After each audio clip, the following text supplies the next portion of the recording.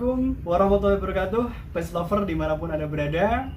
Pada kesempatan sesi video kali ini, saya akan menjelaskan tindakan emergensi ketika ada suatu hal yang berhubungan dengan keselamatan hewan kesayangan kita. Ini penting karena kadang-kadang faktor kecelakaan, sesuatu hal yang di luar dugaan terjadi, entah itu kucingnya tertabrak atau jatuh, atau mungkin ada benturan benda keras atau ada sayatan benda tajam yang membahayakan hewan kesayangan kita. Tentunya ini harus menjadi salah satu hal yang harus kita minimalkan dampak buruknya.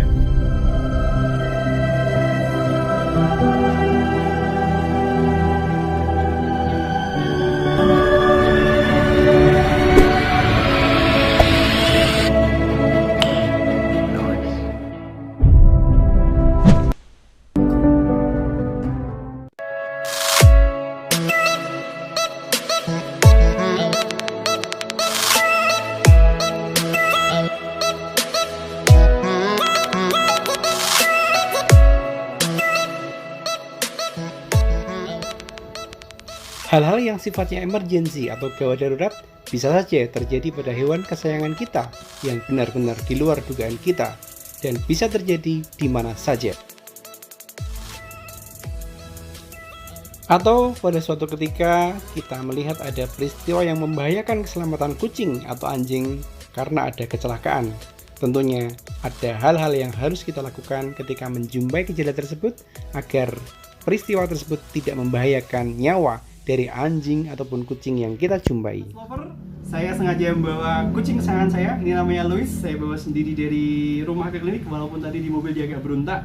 Jadi kucing ini memang kita jadikan sebagai hewan coba, dalam arti ketika kita akan menjelaskan materi tourniquet ini, mudah-mudahan dia tidak berontak sehingga bisa kita lakukan sebagai contoh aplikasi metode tourniquet. Mudah-mudahan dia tidak berontak sehingga kita kasih hadiah dulu biar lebih kalem dan lebih bisa dihandle. A few moments later. Kesempatan video kali ini saya akan mencoba menjelaskan lebih rinci ketika terjadi kecelakaan, ada accident, ada suatu hal yang di luar perkiraan kita terjadi pada hewan kesayangan kita dan mengalami pendarahan yang cukup hebat. Kebetulan hari kemarin saya ada pasien yang pas waktu datang ke sini patah tulang, kakinya sudah betul-betul hancur tulangnya dan ini menyebabkan perdarahan yang ekstrim sehingga pada saat terjadi perdarahan situasi tubuhnya lemah dan ini juga memberikan dampak ketika kita akan melakukan pembiusan ketika mau menangani kasus tersebut. Karena sama-sama kita ketahui ketika situasi darahnya banyak keluar, maka yang terjadi adalah kucing mengalami anemia. Dan pada saat kucing mengalami anemia, ini punya resiko yang cukup besar terhadap pembiusan. Untuk meminimalisir hal tersebut, setidaknya kita harus melakukan upaya agar situasi pendarahan tidak semakin parah. Ada istilah medis yang dulu sering kita pahami sebagai metode menggunakan tourniquet. Jadi tourniquet itu kalau yang kita pahami sebagai salah satu alat medis modern adalah berbentuk seperti ini. Ini bisa digunakan untuk membendung terjadinya perdarahan ketika ada kondisi-kondisi pembuluh darah pecah dan akhirnya kucing kita mengalami pendarahan. Bisa dibeli di apotek ataupun di alat medis yang lain. Dengan menggunakan tourniquet ini pendarahan di area-area tertentu bisa kita tekan. Nah, di era medis yang modern, alat ini bisa digunakan juga untuk bagaimana mempermudah pengambilan sampel darah. Sehingga pada waktu kita akan diambil sampel darahnya, bisa menggunakan alat ini sebagai salah satu upaya untuk membuat proses pengambilan darah itu semakin mudah.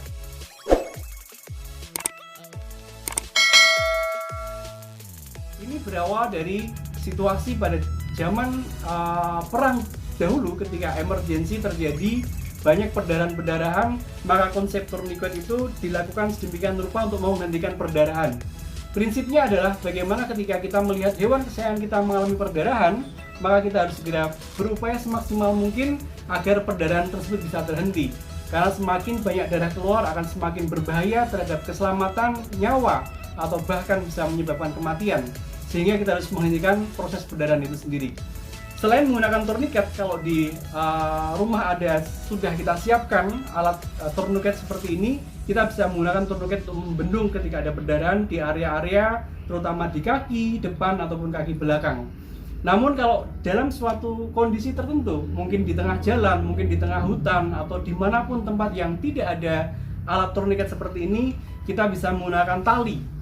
Tali juga bisa kita gunakan sebagaimana turniket. Ini bisa digunakan untuk membendung agar tidak terjadi perdarahan yang ekstrim. Sehingga harapannya dengan kita tekan pendarahannya, maka hewan kesayangan kita akan terselamatkan dari kekurangan darah. Prinsipnya adalah dengan diikatkan secara bertahap di bagian yang memang mengalami perdarahan untuk membendung pembuluh darah yang pecah sehingga darah tersebut tidak keluar. Nah, prinsip dasar tersebut juga bisa kita lakukan dengan media lain. Misalnya ada semacam kayak kain ataupun handuk atau apapun, ini bisa kita ringkas dalam kondisi yang seperti ini. Ketika sudah kondisinya kita bikin seperti tali, ini juga bisa kita jadikan sebagai alat tourniquet untuk membendung darah. Teknis yang bisa digunakan selain kita menggunakan kain ataupun tali, kalau sudah tersedia tourniquet juga langsung bisa digunakan tourniquetnya. Namun yang perlu kita waspadai adalah ketika situasi emergensi, tourniquet nggak ada, kita bisa menggunakan tali.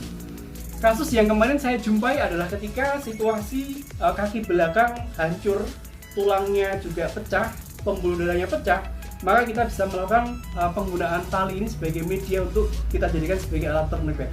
Caranya amat sangat gampang. Misalnya kaki depan kucing dia mengalami perdarahan, kemudian setelah darah mengocor keluar banyak, kita harus melakukan tindakan agar darah tersebut tidak mengucur dalam jumlah yang lebih banyak. Kita bisa menggunakan tali atau kain seperti ini untuk bagaimana meminimalisir terjadinya perdarahan. Kita bisa ikatkan di salah satu kaki yang dia mengalami perdarahan. Jadi misalnya contoh kemarin adalah kaki belakang. Bisa kita lakukan, misalnya kaki belakang ini pecah, kita bisa melakukan tourniquet di pangkal dari pembuluh darah yang ada. Bisa kita ikatkan tali di bagian belakang, di mana tali itu berfungsi untuk meminimalisir agar tidak terjadi perdarahan. Kita bisa mengikat di bagian yang sudah mengalami perdarahan, bisa juga dengan kain yang sudah dibikin tali. Kita kencangkan dengan semaksimal mungkin, dan kita bisa menggunakan bantuan boleh apapun, besi atau mungkin ada ranting atau ada kayu, ada bambu kecil, kita bisa sisipkan di bagian tertentu untuk kita ikatkan lagi di area yang mengalami perdarahan tersebut. Kemudian sambil kayu ataupun batang ini kita putar sedemikian rupa sampai betul-betul mampet. Nah, setelah kondisinya mampet, kita putar semaksimal mungkin, perdarahannya terselesaikan, tidak mengocor lagi, baru kita simpul lagi. Nah, pada waktu kita simpul, posisi darah sudah tidak mengocor, sehingga harapannya perdarahan tidak semakin parah. Kondisi kita ikat dengan bantuan batang ataupun bambu ataupun apapun untuk meminimalisir terjadinya pendarahan ini penting sekali agar kucing tidak kehabisan darah ketika terjadi pendarahan. Dan setelah situasi sudah terhenti pendarahannya dengan kita memasang metode tourniquet seperti ini, baru secepatnya dibawa ke dokter. Dan hanya dokter yang boleh membuka tourniquet ini setelah diidentifikasi pembuluh darah mana yang pecah, pembuluh darah mana yang itu menyebabkan perdarahan, dan itu akan segera diligasi, akan diikat atau akan dikondisikan sedemikian rupa sehingga proses perdarahan bisa kita tekan dan kita bisa melihat lebih rinci daerah mana yang mempunyai potensi terjadi perdarahan yang lebih besar. Sehingga harapannya dengan dilakukan tourniquet seperti ini, posisi kucing tidak semakin kehabisan darah. Ini yang harus kita pahami, karena kadang-kadang dalam situasi tertentu kita kadang-kadang di luar dugaan terjadi hal-hal yang tidak kita inginkan. Sehingga apapun yang kita lakukan untuk menyelamatkan hewan kesayangan kita harus betul-betul kita optimalkan, termasuk dalam penggunaan tourniquet untuk meminimalisir terjadinya perdarahan. Hal-hal yang harus diwaspadai terhadap kesalahan-kesalahan ketika kita menggunakan tourniquet seperti ini. Yang pertama adalah ketika kita masang tourniquet ini tidak benar-benar kenceng. Jadi masih ada pembuluh darah yang dia belum terligasi, belum terikat, belum bisa dimampatkan dengan tourniquet, sehingga masih merembes, dan ini juga akan menambah resiko kekurangan darah. Kesalahan yang kedua yang biasanya terjadi adalah pada saat kita masang tourniquet tidak segera dibawa ke dokter, sehingga jaringan-jaringan yang terjadi kematian karena jaringan-jaringan tersebut tidak tersuplai darah dengan baik karena kita memasang tourniquet dalam waktu yang berlama-lama. Jadi ini yang kesalahan kedua yang sering terjadi dan menyebabkan area nekrosis, bisa menyebabkan sel-sel yang ada di area vaskularisasi pembuluh darah juga akan mengalami kematian, dan itu yang harus kita waspadai. Kemudian kesalahan yang ketiga adalah ketika sudah dipasang tourniquet yang sudah kita kencangkan, kita lupa mengecek, sehingga ketika kita mau membawa ke dokter, kita belum melakukan tindakan medis, ternyata kendor lagi dan darah mengocor lagi dalam jumlah yang banyak. 3 kesalahan tersebut yang sering terjadi, yang menyebabkan akhirnya walaupun sudah dipasang tourniquet, tetapi akhirnya kucing ataupun hewan kesayangan kita atau anjing kita tidak tertolong karena kekurangan darah, mengingat darah yang keluar tersebut dalam jumlah yang lebih besar. Sehingga hal itulah yang harus kita waspadai. Mungkin sudah betul kita melakukan tindakan emergensi dengan memasang tourniquet, namun karena kesalahan-kesalahan tadi bisa menyebabkan dampaknya panjang. Sehingga dengan kita memonitor kondisi pemasangan tourniquet sampai ke dokter ataupun ke tempat klinik ataupun ditangani oleh pihak medis, maka tourniquet ini harus betul-betul kita monitor apakah dia kembali kendor apa tidak.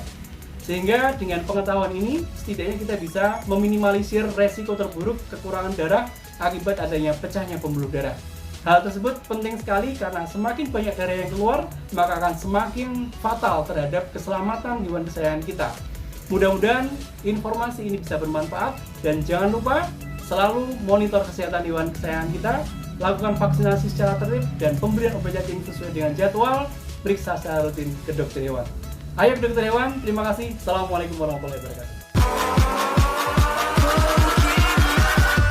Catch 'em all.